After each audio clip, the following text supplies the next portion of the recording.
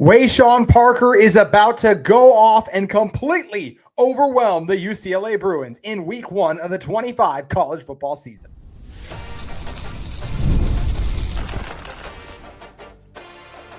You are Locked On Utes, your daily podcast on the Utah Utes. Part of the Locked On Podcast Network, your team every day. Hello, everyone, and thank you for making Locked On Utes your first listen and view of the day. We are part of the Locked On Podcast Network, available wherever you get your podcasts, as well as on YouTube. If it's your first time tuning into our show, make sure you like and subscribe. Today's episode of Locked On Utes is brought to you by our friends at FanDuel. Football season is around the corner. Visit the FanDuel app today and start planning your future bets now. My name is JT Wistrcill, and on today's episode, we are going to be talking about who is going to be the secret weapon that Utah has against UCLA. Also, just season predictions stat-wise. Who's going off? What do I think these guys are going to do? Devon Dampier, how many rushing yards? How many passing yards? Leader in tackles? All of that coming up shortly. But as I mentioned, I think Utah is a secret weapon against the UCLA Bruins. I think it's a guy who's being overlooked by, honestly, the country in general, but especially just in right now, like Utah versus UCLA, we're hearing a lot, and this offseason in general, right? We've heard a lot about Devon Dampier because he is a tremendous athlete. Say it with me, those of you who watch the show. He was the only quarterback in the country last year who rushed for 1,000 yards and threw for over 2,500 yards. Devon Dampier is incredible. A reminder as well, like led the country in yards per carry, 7.5. And what did Devon Dampier also do, according to Pro Football Focus? Tied with John Mateer for the most forced missed tackles at the QB spot. So Devon Dampier is going to generate the headlines, the buzz. It's the quarterback spot, right? That's going to draw all the eyeballs. But next thing I hear about Utah is that offensive line, and deservingly so, right? Like the offensive line has proven that they are really good. I have said before, I have questions like, hey, are they the best in the country? I don't think I would go that far personally based on what I saw last season. But to me, it's clearly the best offensive line in the Big 12. It's full of the two best tackles in terms of a tandem and maybe even in the country in general, regardless of left or right, and a strong veteran interior offensive line. So that's the next thing you're going to hear about Utah. Then after that, it's probably Kyle Whittingham and the culture, and what comes along with that is, Morgan Scalley and that defense. Even if they might not know Morgan Scalley's name, they know the Utah brand. They always say Utah is going to run the ball and play physical defense. But do they know who is going to be running the ball most for the Utah Utes? Because I believe Wayshawn Parker is being incredibly underrated entering this season, and I believe he's going to be the breakout star of week 1 of the 25 college football season in this match between Utah and UCLA. I won't go breakout for the country, but like of this game, I think we know who Nico is, and I actually think Nico is not going to have a great game against Utah. I think Utah's defense is going to be able to get to him and really throw him off his game a lot. But not many people know who Wayshawn Parker's name is outside of Salt Lake City and up in Pullman after what he did with the Cougars last year, but I think that's going to change. If you are unaware of who Wayshawn Parker is, he was a freshman back last year at Washington State. Let's not forget how good that offense was. I already mentioned John Mateer's name a little earlier. He was the quarterback at Washington State. He and Ben Arbuckle, the offensive coordinator there, and Parker helped that Washington State team, even though they were making the transition from Pac-12 to kind of like fringe P4, more of a G5 team. They helped them have one of the best offenses in the country, and they were ranked for a lot of the year. And Wayshawn Parker was a big part of that. 137 carries last year, 735 rushing yards, 4 touchdowns. How about this?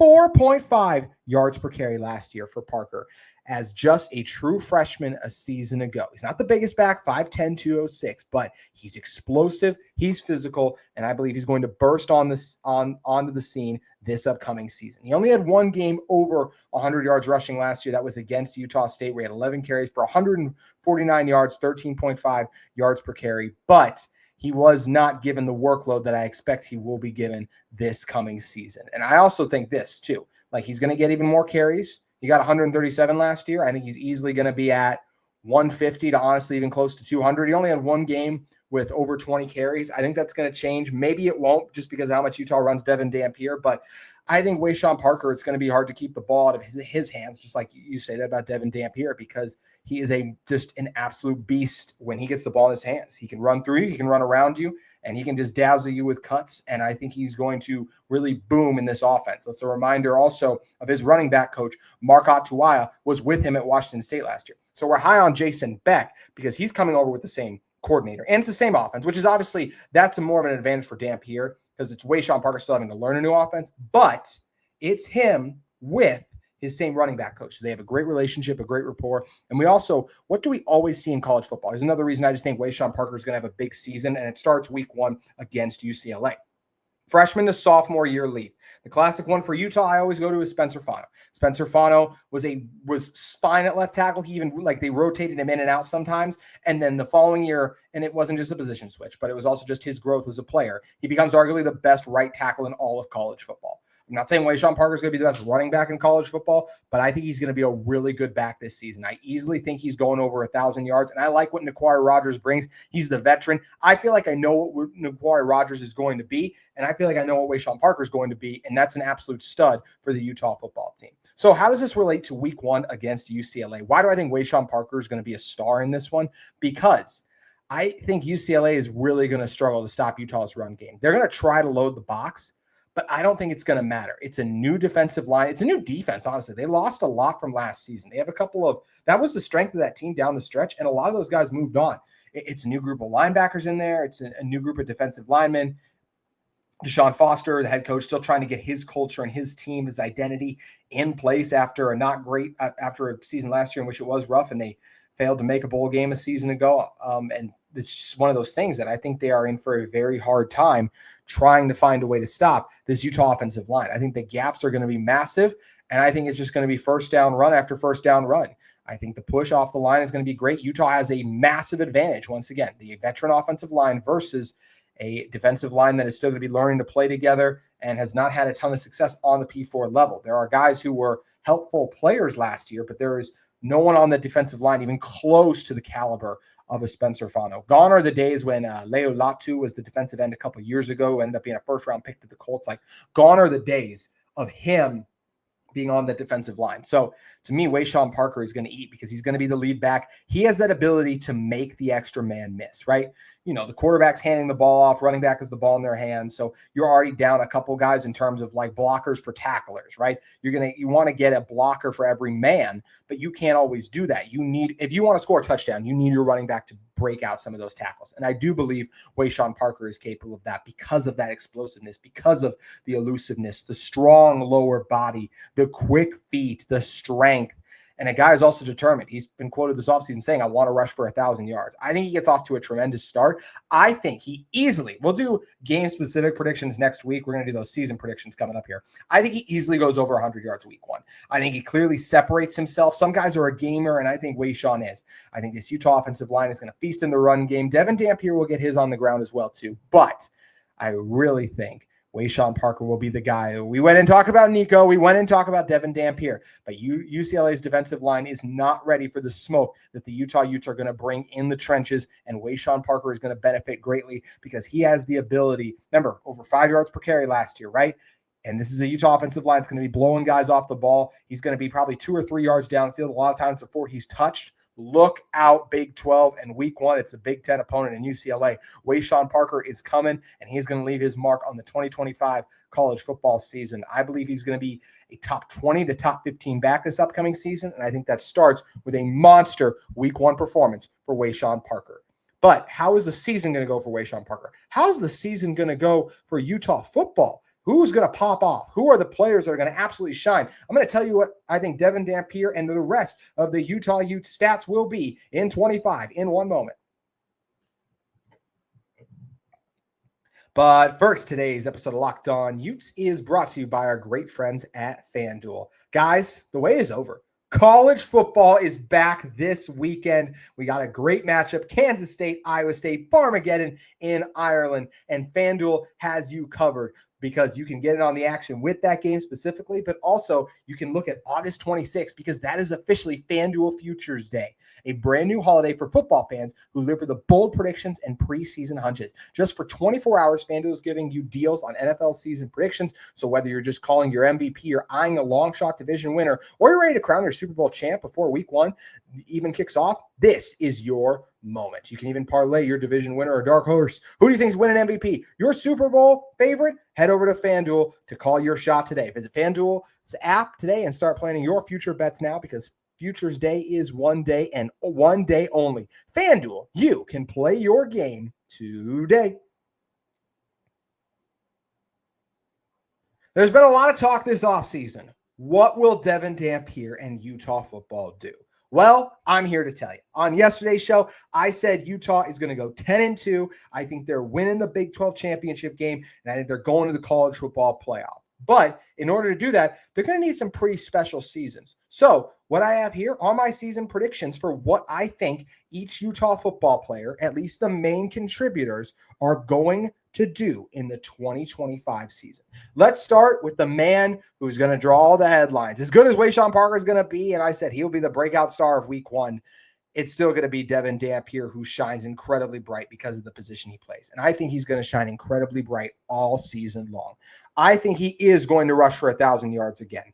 Let's not forget, he was sacked just 5 times last season, despite playing a few P4 offensive lines, not defensive lines, not amazing ones, Auburn and Arizona. But like in those games alone, often you see G5 QBs get sacked. And Devon Dampier was able to get away from them and make plays. So what does that have to do with his rushing numbers? Well, he's just incredibly elusive. I go back to those earlier stats I mentioned, averaging 7.5 yards per carry to lead the country, having over 50 missed tackles, forced missed tackles at the quarterback spot. That's unheard of.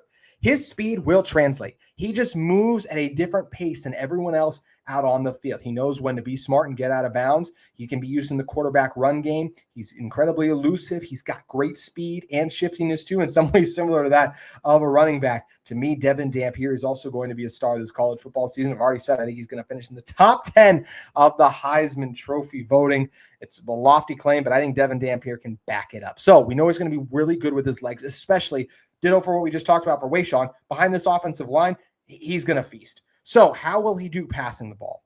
I believe he's going over 3,000 yards. Now, that's obviously an improvement over the 2,500, but I think he's playing with a better supporting cast overall and a much better offensive line, and that's going to lead to that improvement. Also, that may seem like a lot. Like, okay, he's going to account for 4,000 total yards. That's a lot. 3,000 passing yards, that's a lot. I know it is. But when you think about it like this, if Devon Dampier plays in 14 games, that is what I have him playing in, he would just need to average 214 passing yards per game to get over 3,000.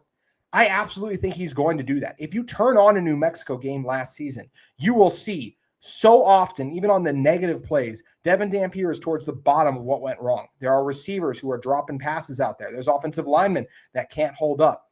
We don't know about the receivers as much, but I do believe top to bottom, this is a better overall receiving supporting cast for him. Like Luke Waysong was really good. I think Tobias Meriwether has a much higher ceiling. We'll talk about what Meriwether can do in a moment. But it's another year in this offense too. He's improved on the accuracy. He's talked about he's gotten better at taking less chances as well too, which I find incredibly encouraging that he's cutting down on some of those turnovers and errant throws. I think he's going to make the right decisions. I think Jason Beck knows his quarterback even better after another year together, seeing what's worth. It worked. Let's not forget these two together led the 4th best offense on a yards per game basis last season. So why would I expect this offense not to be effective? And if you're going to be an effective offense, you have to be a dynamic offense where you can run and throw the ball. Utah is going to be able to do that. I have Devon Dampier over 4,000 total yards, over 3,000 yards passing, and over 1,000 yards rushing. Speaking of rushing, we spent a lot of time on Wayshawn Parker, so I'll give my predictions for him quick. I said I think he's going to become the lead back. I think he is going over 1,000 yards this season. I think he's going for 10 touchdowns too. I could honestly see him having multiple 200-yard rushing games. Maybe that won't happen because of Devon Dampier, but let's not forget, New Mexico last year, their offense had 2,000-yard rushers. I think Utah's offense is going to as well. This team's strength is still the run game with that offensive line, with Dampier, with Parker, the read option game, just Dampier's ability to, hey, a defense is taking away everything else. The one thing that so often is hard to account for is a quarterback who, and teams will try to, good luck spying Devon Dampier with a linebacker with how quick he is, though. So teams will try to limit his legs, but that will be easier said than done. Arizona tried, Auburn tried, didn't work out so well for them. Dampier absolutely balled. He will in the Big 12. But Wayshawn Parker is a guy who's going to be incredibly productive. I think he's going to average over 5 yards per carry, as I said. He had over 700 yards last year. His sophomore leap is going to be immense behind this offensive line with Devon Dampier. I think Wayshawn Parker goes over 1,000 yards. Naquari Rogers is an interesting one. He had over 300 yards last year. I go back and forth on him. I see him between 400 and 600 yards on the season. If there's injuries, that probably goes up. Like not Dampier as much, but Parker gets hurt, then that's more opportunities for Rodgers. He's a veteran. He knows what to do. He's really tough to bring down. I just don't think he's as explosive and as shifty as Parker is, but Rodgers is incredibly tough. He's physical. And I think if Wayshawn Parker gets 60% of the carries, he's getting the other 35, and we'll see who gets the last 5% of that. So I think Wayshawn Parker's in for a big season. Also, I think obviously because I'm high on those two individuals, I think this Utah offensive line is going to be amazing. And I think Utah's offense is going to be exceptional. I think they average over 4 yards per carry. I think Dampier is sacked less than 8 times on the year, especially less than 8 times that's on the offensive line, I should say. Like, could Dampier be a double-digit sack guy, even though he had 5 last year, just because he's dancing around and trying to do and make something happen when he really should throw the ball away or just try to tuck in and run for it? He said he's cut down on those turnovers, but it's going to take time. So, yeah, but I just think this Utah offensive line is going to be awesome. They'll give Dampier ample time to throw and running backs and quarterback clear rushing lanes. So, speaking of time to throw, who's Dampier going to throw the ball to? I believe Utah's number one receiver, as we've heard that Utah has narrowed it down. They know they're going to travel. They know who the guys are going to be. Kyle just likes to be Kyle and not release depth charts. So, as for who I think the wide receiver one is going to be on this team, I think it's going to be Tobias Meriwether. We've heard he's looked really good. He's healthy. Him and Larry Simmons, even though they were spring portal additions after Utah lost Zacharias Williams after spring ball, those guys have gotten in. They put in the extra reps. That's something Dampier said. Micah Simon said. They've stood out. I think those are the top 2 receivers. I have Meriwether going over 800 yards and 8 touchdowns. I think there's a world where he's over 1,000. I just think even though Dampier will be airing it out, I think it's going to be a very much by committee wide receiver room overall. But I could see Meriwether being a guy who goes over 800 yards there. I also think 8 touchdowns too. Let's not forget 6'5", 200 pounds, massive catch radius, can run every route basically in the book. He's bought into Utah's offense. Utah wanted him, and I think they're going to make great things happen together. Larry Simmons, I have going over 650 yards on the season too. Had a really strong camp by all indication. I think he's clearly the second best guy. Then I'll go Ryan Davis going over 600 yards here for this Utah team. He had over 700 last year in New Mexico. I think it's a slight step back, moving up to the P4 level. And I know in some ways I'm not projecting Devon Dampier to take the step back. It's just a difference to me. Like, I think Ryan Davis is a good slot receiver, but he doesn't possess the transcendent abilities that I truly believe make Devon Dampier one of the most elusive and in many ways elite quarterbacks I think he has a chance to be in the sport, as I've said multiple times. I think he's going to be a top 10 quarterback this coming season. And then I'll go also Darren Zipper. I'm going to go him to have over 500 yards. And maybe he'll be more closer to 400, but Smith Snowden was high on him. I like the flashes I saw from him as a freshman. I think he's making a sophomore leap too. So I think those will be the main 4 Utah receivers. I could see Creed Whitmore getting over 200 yards on the season too, making a couple plays and grabs. And who knows who else might surprise us. Is it Justin Stevens, Luca Caldarella making some grabs? I do think other guys get in there. I don't know if those guys are going over 300 yards on this season. Like the first 4 guys, I feel very confident with that about. And maybe Creed Whitmore could creep into that as well too, the Mississippi State transfer that Utah added. So now we've reached the hardest position to project on offense, honestly, on the roster production-wise. Like the tight ends. Like, what are the tight ends going to do? It's just a reminder who Utah's tight ends are. And I didn't mention Smith Snowden in receiving yards. I think he'll make a couple grabs, but I like what Utah has at receiver. I don't think it's amazing. It's like one of the best in the Big 12, but I think it's a good group, and I think it's better than a defensive back coming over playing wide receiver. So looking at this tight end room, I think Otto Tia will end up being the top guy, over 500 yards at Utah State. I think he's coming over. He wasn't great at receiver, but I think he's going to shift to tight end. I think he goes over 300 yards on the season. He's just the best pass catcher they have.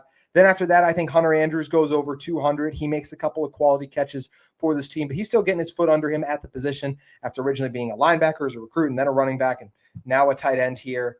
As for who else gets in on the tight end action, I could see Lander. I think Lander catches like 3 touchdowns on the season. I think he's going to be a red zone guy, kind of like how Utah used Lohner last year, but not obviously Lohner's taller, the leaping ability, all that more too. And then Dallin Bentley, I think, makes a couple grabs as well, but is more so the blocker when this team needs it. You know what? As I'm looking over my notes, I realized I forgot to make an offensive prediction for someone. That's Nate Johnson. I think Nate Johnson's going to be used in a lot of creative ways. I think it's going to be hard to take the ball to Devon Dampier's hands, but I do think Utah could get creative at times and have like Nate Johnson, Devon Dampier, and Wayshawn Parker are all in the backfield together to try to do something wild. Nate Johnson's legs and his speed are just elite. I mean, we're talking about a guy who would constantly shake SEC defenders out of their boots. I think he's going to have over 300 yards of total offense this season, maybe even over 400. He's listed as an athlete. I think he's going to catch some passes. I think he's going to run the ball some. In what ways exactly? Like, is it between the tackles? I don't know, but maybe he'll be like Utah's Deebo Samuel, right? The 49ers would line him up in the backfield, have him run up the middle, get involved in the jet sweep game constantly. There's lots of ways that Utah's going to use Nate Johnson, and I'm excited to see it. And I'm curious to see what this offense will look like. Drop your offensive predictions in the comments below, but we're not done predicting what guys' stat lines are going to be. We haven't even gotten to the defense yet, so don't go anywhere. Locked On Utes will be back in a moment.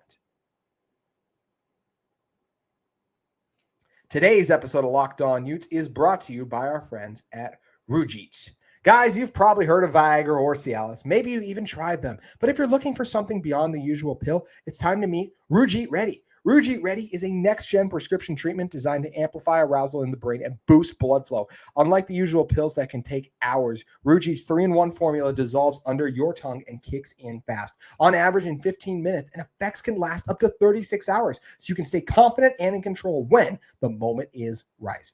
I love that it's a completely online. Ruji connects you with board-certified doctors and ships your treatment discreetly to your door. If traditional options just haven't worked for you, I mean, over 150,000 men have already made the switch to Rujit. You can head to Rujit.com/LockedOnCollege, all caps, no spaces, and use the code LockedOnCollege to get 15% off today. That's RUGIET.com/LockedOnCollege and use the promo code LockedOnCollege for 15% off when you head over to Rujit.com today.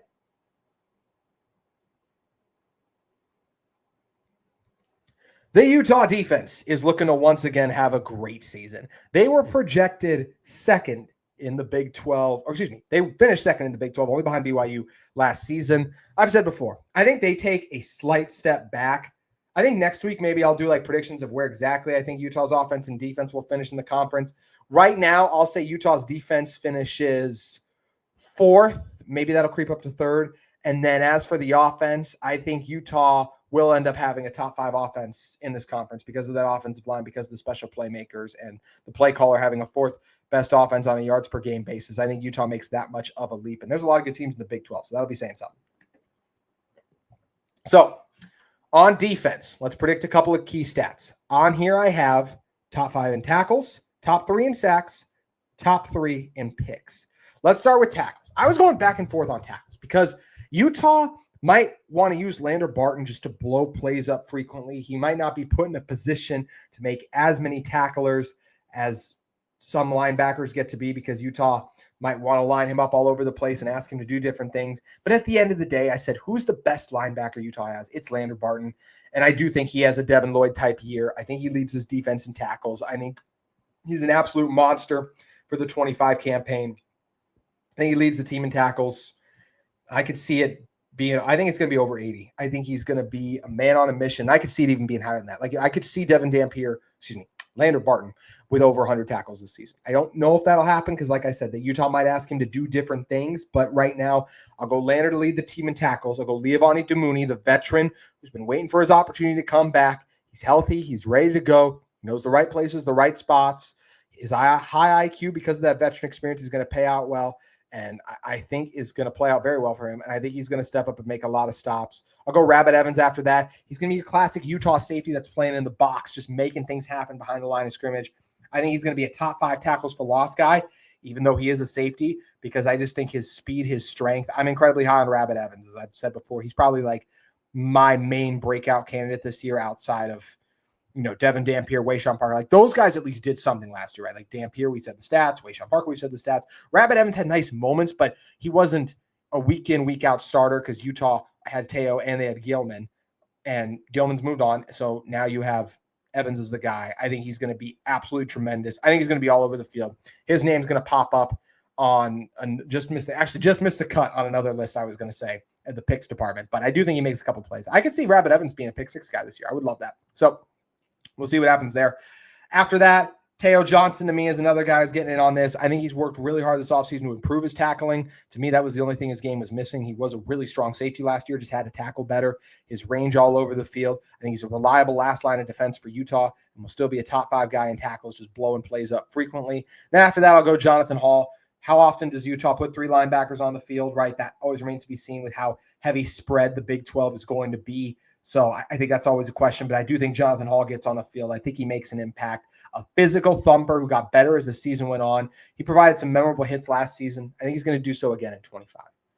Then we get to the pass rush department. Who will be the mayor of Sac Lake City? Going back and forth on this. For one point, I thought that honestly, Jackson Jones, the Oregon transfer, might have a chance just with some of the traits he was showing, but I'm not hearing a lot of buzz about him right now, so I'm cooling off on him. I was thinking John Henry Daly for a while. That was a hot name at Big 12 Media Days, but I just thought about something. Who's been one of the guys that everyone has said has looked really good, and who's a guy, let's just go back his first year with Utah football. He had 3.5 sacks before getting hurt. It's Logan Fano. He spent last year's offseason rehabbing, not able to train. This year, it's been training. I think Logan Fano is going to erupt. I think he's the mayor of Sac Lake City. I'm going to say he has 8 sacks to lead Utah, and I think there's a chance he's a double-digit sack guy. I think Utah's Fano brothers are going to absolutely show out. After that, I do have John Henry Daly finishing in second on Utah. I think he'll get 5 sacks.